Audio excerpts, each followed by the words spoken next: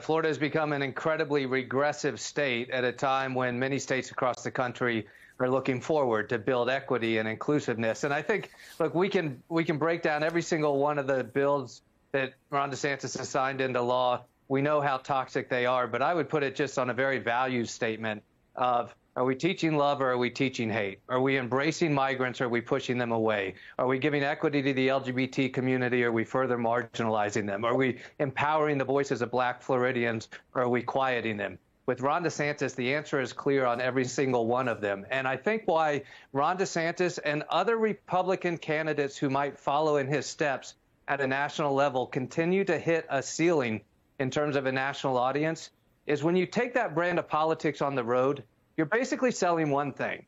You're saying to voters, I know you hate certain people, and I do too. So let's agree to hate certain people.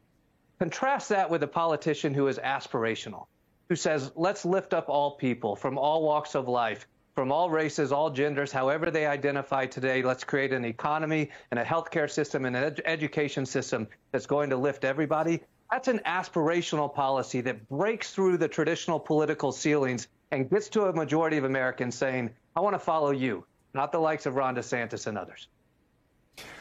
Don, the Republican presidential candidate blueprint since at least Reagan has been to run as the freedom candidate. Democrats, especially Biden, have an opportunity to shine a light on the hypocrisy here as the 2024 race heats up. How do you think they can do that?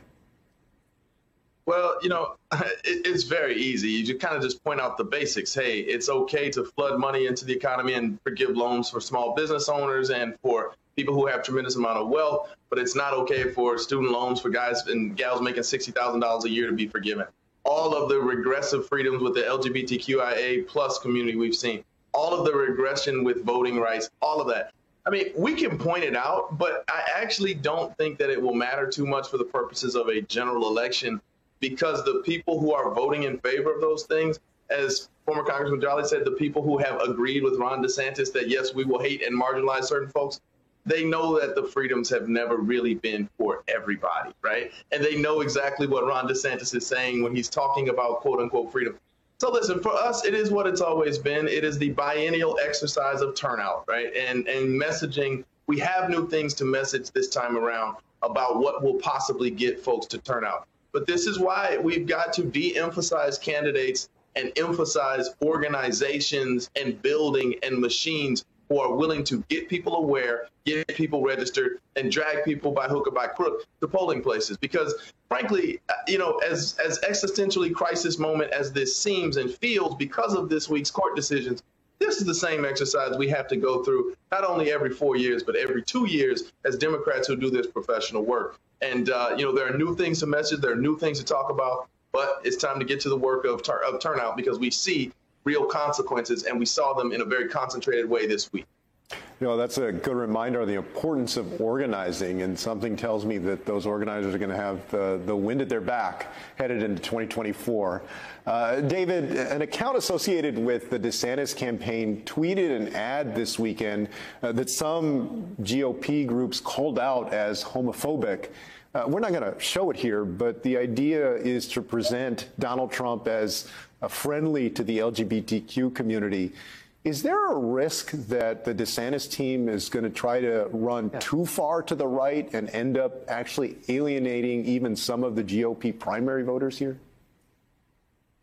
Yeah, I wouldn't even put this on the left-right spectrum. I'd put it on the love-hate spectrum. I mean, Ron DeSantis' ad that popped in the last 36 hours basically says, I don't like the LGBT community. Donald Trump does. Therefore, I'm a better candidate, and Donald Trump's bad because he was willing to support the LGBT community. This war on the LGBT community that Ron DeSantis has now launched has the feelings of about 30 years ago in Republican politics, and not so much 2022, 2024. I know if you're a member of the LGBT community or ally of the community, you remain very concerned about the direction of the Republican Party.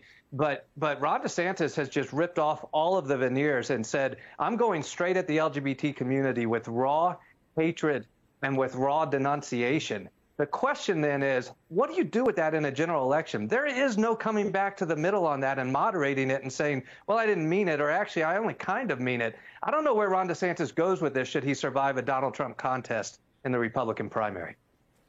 And Don, looking at the new Florida laws that are in effect today, many of the policies go directly against what Democrats are trying to do.